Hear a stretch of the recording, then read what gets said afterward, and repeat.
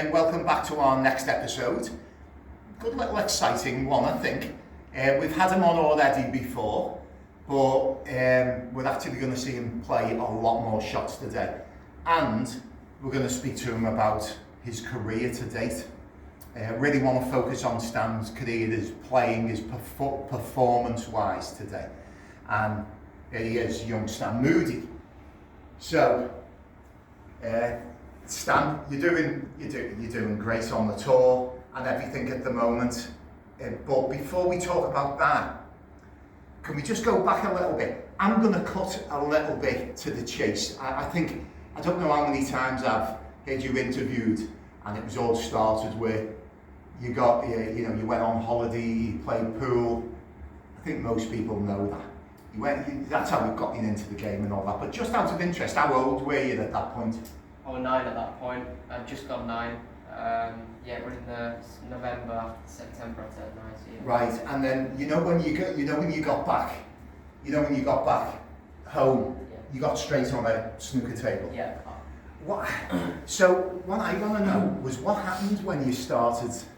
I know what talent you are now and everything, and we'll go into that in a minute. But and I can say that because you are. But how long did it take you to knock 50 breaks in, then 100 breaks? How much of a talent were we talking scoring wise straight away? Is it consistent with what we see now? Is you such a heavy scorer? Yeah, I think I were 1200 in the first century in a match. I think I were 11. In a match? In a match, yeah. My first century in lineup on my own was 11, I think. Yeah. So when you say a match, is that a match or yeah, a match against somebody? Yeah. A game against someone? Yeah. Well, you must have really took off after that, because I think you were capable of knocking in century breaks before that, from what I seen before I started working with you. Yeah. You were a fantastic player before I started working with you. But when did you really start going nuts with your century breaks and things like that?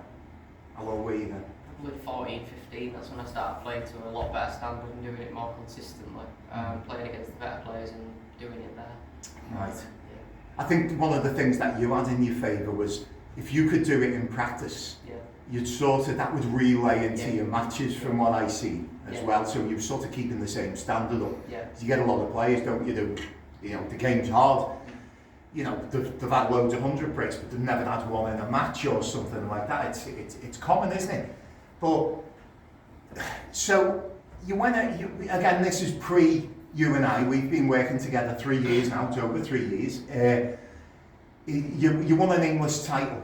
You won an English under 14, 16, something like that. I thought it was 14. Yeah, 14. I was just And so obviously, and all the talent was there. Your dad, Nige, thanks very much for doing the camera work at the moment. You were. I seen some of the videos of you when you were young, and you were flying and everything. And then, so from there, you were getting better and better, weren't you? And again, it's all about performance. So I want us to really get to the heart of everything. Then you started working together.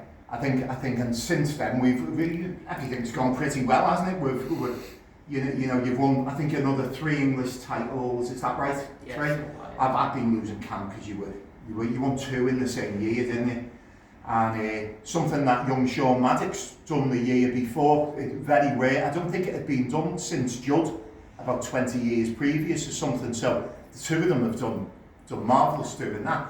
And I think yours was yours the 16s and the 18s. Yeah, fantastic. And then now you had a little bit of but we've got to mention it, haven't we? Because I know people online. Do you know what? I'm actually giving some people the benefit of the doubt here. You get people online saying things about players and everything. We've got this talent that we'll explain more in a minute, but he got this thing where he was, when he was getting down on the shot, and it was almost as if if he had to get down on the shot, you'd have to back yourself and play the shot, and then you get judged.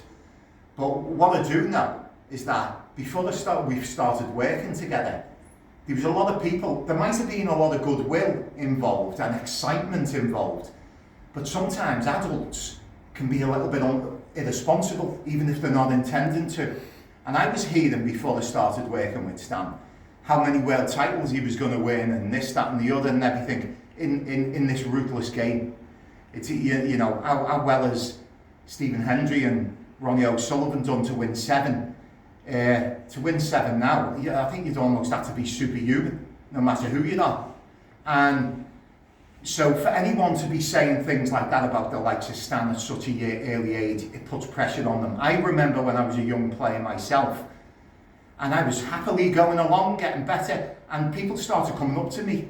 I don't even think they were qualified to say it, but they weren't.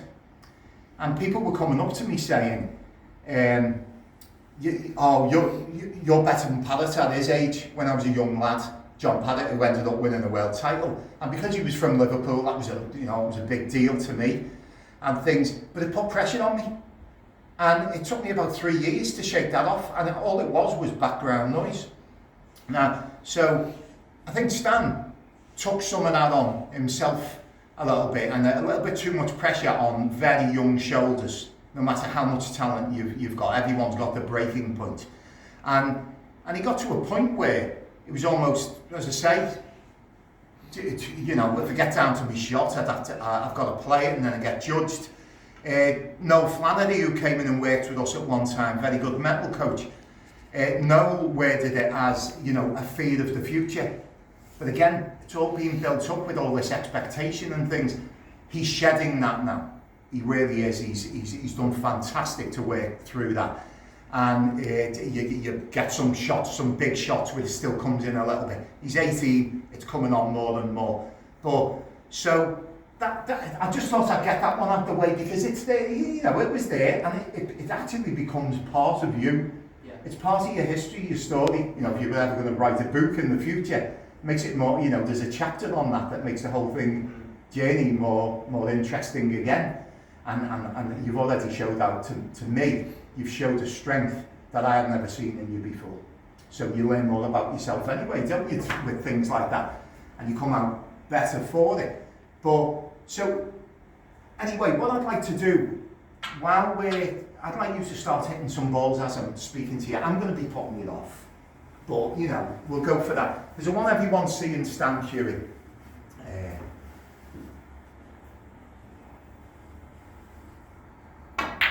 It's a good job you never missed that ball. after all that. Yeah, so what you'll see here is it's the smoothness and everything.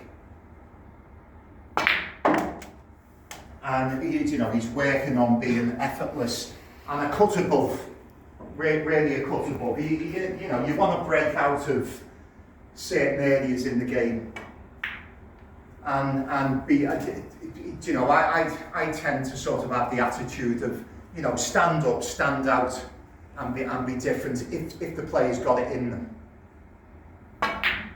And you know, obviously the likes of Stan, with his talent, with his hand and eye coordination, his high levels of hand and eye coordination, you know, he's the perfect candidate to do something a little bit different. And what I mean by that is really letting your cue go and really enjoying being you and the way you cue the ball. As opposed to maybe, for instance, being a bit shorter, a bit tighter. And it, you know, it's an absolute joy to watch, because you're sort of getting into things being a bit of a work of art. You know, it's your Bruce Lee be like water sort of approach. So, you know, just while you carry on hitting balls, Stan, but you know, after that, after you started having some of them things with the walking into the shot, you only then went and won the World Junior title in Australia. Yeah? Yeah. So, you know, for what we were saying before, he was really going through it at the time. And he still won the World Junior Championship. And then the following week, he only went and got to the final of the adult World Amateur Championship. And I think by the time he got to the final, no excuses, but he'd had weeks of world amateur level competition, and I think he was pretty much done in the final, and he got beat pretty convincingly in the final, but he'd already got himself on the tour. Now, what was your experience there? You know, how would you sum up your first experience on the tour last year? Last year was tough. Obviously going there for going to venues the first time, not knowing what to expect. Turning up thinking sort of I'm probably not going to win. That's a negative straight away, but we're all good experience at the same time. Learned a lot of stuff. Got used to the venues, the places. Got used to getting beat a bit more. But yeah, this season's been a lot better, so hopefully it's like this. Yeah, we'll just touch on that as well, because I know a lot of people who love the game, you know, will like to know what you're doing, and you know, we done a lot of work in the summer, didn't we? Yeah. It was one of them things. I wouldn't say we were breaking everything down to build it back up. We were just trying to hitch a ride on his talent and where we got up to with his development at that point. But I can tell you now, even though he was on the tour, because he was so young, what the decision we made was to go for broke. We didn't play it safe at all. We wanted him releasing his cue as well as he could. And what you're seeing here is all the hallmarks of what we were going after. It's actually very, very inspiring stuff. You know, for me, who's been in the game so long, to be watching young players taking an approach like this, where they're backing the hand and eye coordination, they're backing the talent, and you know, they're inspired by themselves, which is, you know, it's all very romantic stuff. But you know, romance can come with with winning as well. If you're good enough. And so we took a little bit of a chance. I'm telling you now, Stan, I think I might have mentioned it to you before, but I didn't know fully how you were going to respond, because I was pushing you to the limit. Do you know? Yeah. And there was a little bit of resistance there, wasn't it? Because you're the one who had to stand there and stand up and do it. Yeah. So that's understandable, and I just had to make sure, you know, your team around you won that battle for your sake. And thankfully, that, you know, you're doing what you're doing. Now, when I say he's doing what he's doing, what you're seeing here, to coincide with that, it's the results he's been getting on the tour this year. I think he's doing amazingly well. I'd just say that to do what he's doing today at 18, not long turned 18. We'll set these up in a second, but you know, the bit, I don't want to embarrass you here, but this is what you're doing, and the world should know. I'm sorry, but they should. You're doing something very special. The game has never been like it is now, right? It's incredibly hard for anyone. Unreal. I don't know anything like it, and I almost feel for anyone who's playing the game. It's that tough, let alone the junior players. Now, for me, you're still a junior until you're 21. For me, and particularly in this cutthroat game, I remember what I was like as an 18-year-old. I'm sure a lot of you can resonate with that. But let's put into perspective what he's doing. I've been watching snooker for 42 years, and it's never been anything like what it is now. And there's one junior at the moment who's winning a lot of matches. I think you've won about, I don't know, it's about 11 of your last 15 matches or something like that. And I know you'd like to hit greater runs than that, you know, hot streaks than that in the future. But to be doing that right now, do you know, it's incredible actually what he's doing because of the level of the game. And so that, and he's getting over a hurdle with something. He's got, you know, he wouldn't want to be anyone else. But I'm telling you now, some of the stuff that he went through with that getting down on the shot thing, no one in the right mind would want that. And he's got to where he has, carrying that as well. But it's going, isn't it? And we're going to it's not even going to be a talking point in the future, is it? Do you know? But we get it out there now, so everyone watching knows the real story. Yeah. And it's, you know, because sometimes people have mentioned about your chalk and your shot and your cue a lot. It's all part of that thing. We're working to do the opposite of that, aren't we? And we're going to win that battle. You're going to win that battle. So we're just going to set the balls up again. So we'll probably be having a part 2 to this. So thank you very much. Okay, so we carry on with a feature on Stan. We set the balls up again. Do you know, we haven't got much more to say. I think I'm doing this a little bit more of an excuse just so I can show you hitting the balls, right? Because you know, if you enjoyed anything like I do, you know, it's a little bit of a treat just watching someone cueing like this, for me anyway. But Stan, just be, you know, you carry on potting balls. But what I wanted to speak to you about is just that experience on the tour this year. Do you know your experience this year? You know, for you to have done so well. What's that been like? Because not many people get to experience what you're experiencing. Yeah, I'm having a lot more fun than last season, put it that way. Yeah. Going to tournaments this year, expecting to do well and beat the top players. But if it doesn't happen, I always take something from every match. Learn, move on.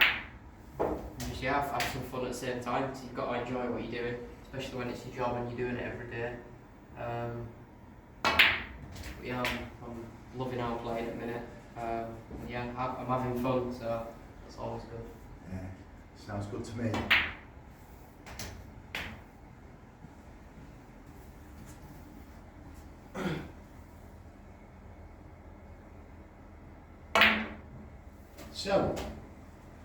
So you know, the plan for the rest of the season. I think I know what it is, but if you can just sort of like, you know, for the sake of the viewers, plan for the rest of the season. Just keep doing what I'm doing now, really. Practice hard. Don't expect too much, but still want to win. Yeah, just see where that takes me, really.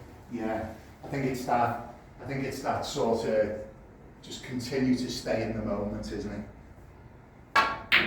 Go shot at a time, frame at a time. It's your rocky gear, isn't it? Yeah.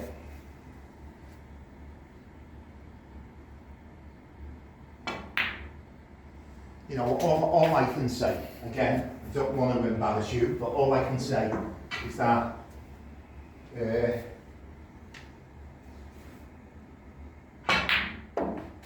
I think what you're doing is fantastic. I've just mentioned before how rare it is that anyone cutting it on the tour this in this day and age, when it's never been the history of the game, it's never been so strong. Yeah. And you're doing that as a junior player. Anyone wants to say 18 isn't a junior, that's fine, but for me, in this cutthroat world, with snooker 21, and I had a conversation with Jason Ferguson a few years ago. This was 3 years ago, 4 years ago. The standard's gone up since, and what we were both agreeing on really is I think I said to him that, 25 is the new 18, and he thought it's more like 28 is the new 18 in reality, for the reality of what you've got to do to earn your stripes in the world he's kicking about in. And so it just puts it into perspective. It takes something pretty special to do something this day and age, and again I've got nothing but respect for that. No matter how much snooker I've seen and how many people I've taught over the years, I couldn't be any more in awe of someone doing something like this. That's not overdoing anything. It's incredible what any player is doing on the tour these days, especially someone young, as I said. So, Stan, we'll just see you hitting a few more balls, because I'm sure everyone will want to see this. It's fantastic. It's an absolute joy to watch for me. This is why I wanted to be a coach. To see something forming like what I'm watching right now.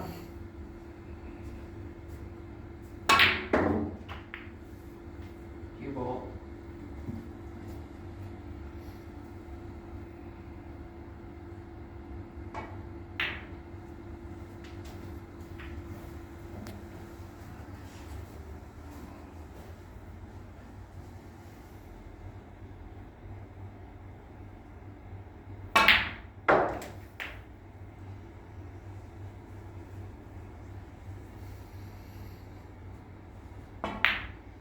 Again, it's the getting through the ball thing. Easier said than done.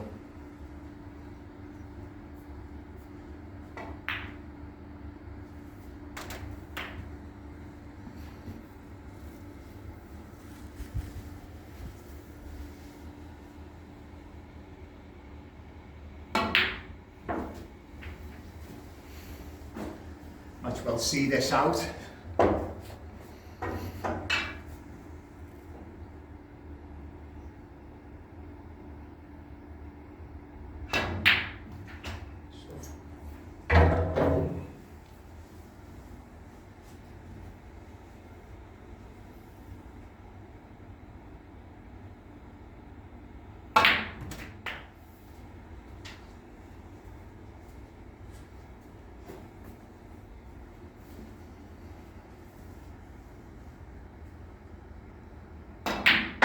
So just while Stan's finishing up there,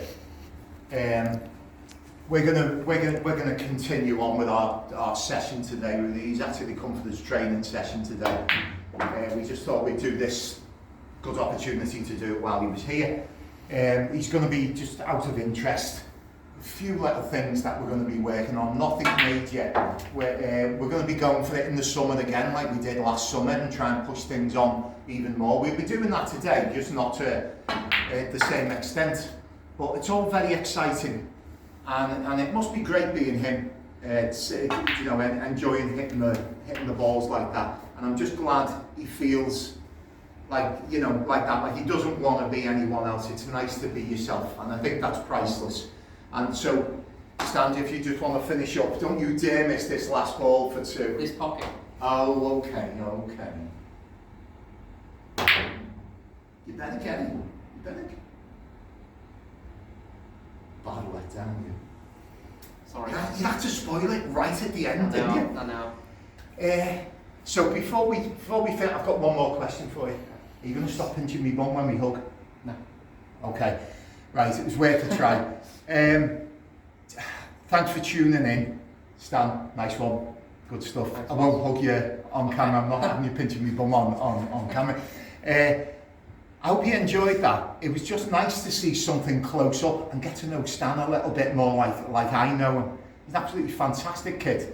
And I'm very choosy who I spend my time with now and everything. And he's great to be around. He's one of my snooker kids as well as being a student of mine, and I couldn't be any more proud of him. and it's the guy behind the camera. I don't know what he must feel like being his dad, but again, nice one, Stan. Thanks for that. That was great. Just great to see you cue like that. I hope you all enjoyed that, and again, just learning a little bit more about him. Like, subscribe. I'll see you in the next one. Thank you.